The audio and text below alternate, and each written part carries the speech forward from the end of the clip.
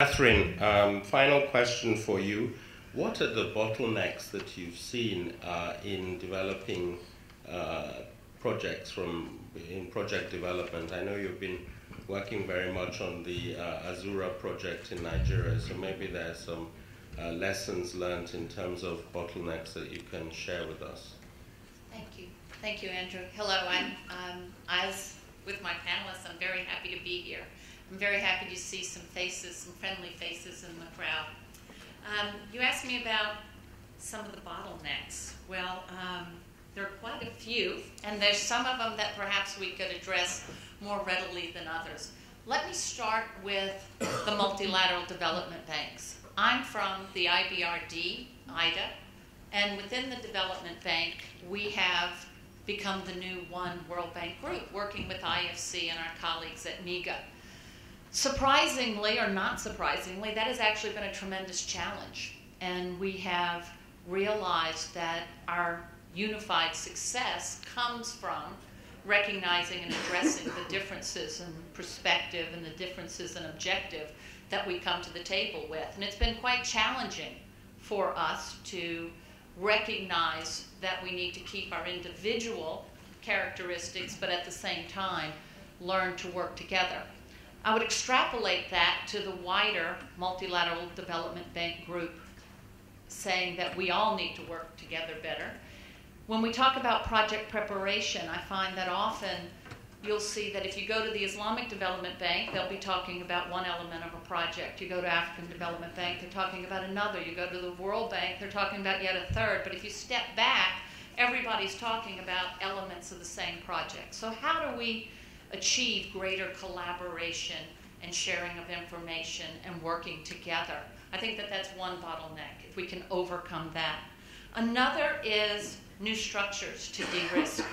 We use project finance structures and we use old methodologies that frankly are starting to hold projects back more than they are pushing them forward. And when we talk about the amount of project development finance that's required to address the infrastructure, then we need to start looking at some ways to allow leverage of the available resources. I'm talking about the way multilateral development banks can tie up a government's concessional lending. For example, if IBRD loans money into a project to a government, that money stays in that project for 40 years. We need to start looking at ways to free that capital up and allowing it to be redeployed to additional projects. That goes to the issue that a couple of the other panelists mentioned about looking at projects being in different stages.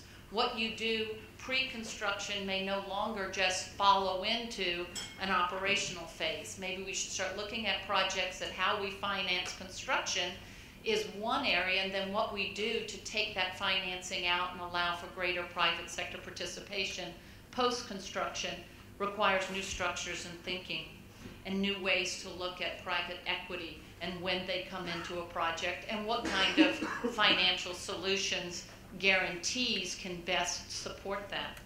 The last area that I would talk about is banks, MDBs, continuing to support for the framework, the capacity building, the regulatory environment, and looking at ways to eliminate unnecessary costs. Because as long as we continue to regulate and require contracts to provide the framework basis, we are duplicating efforts and we are not being most efficient with the use of our resources. So multilateral development banks need to continue providing that support, but then also look at how can they support the post-construction at the same time, whether that's with the takeouts of the mini perms. I'm going to stop there, and then if there are any questions about those bottlenecks, I'm happy to field them. Catherine, thank you very much. Doing business in Africa. You can't afford to be without Africa Investor.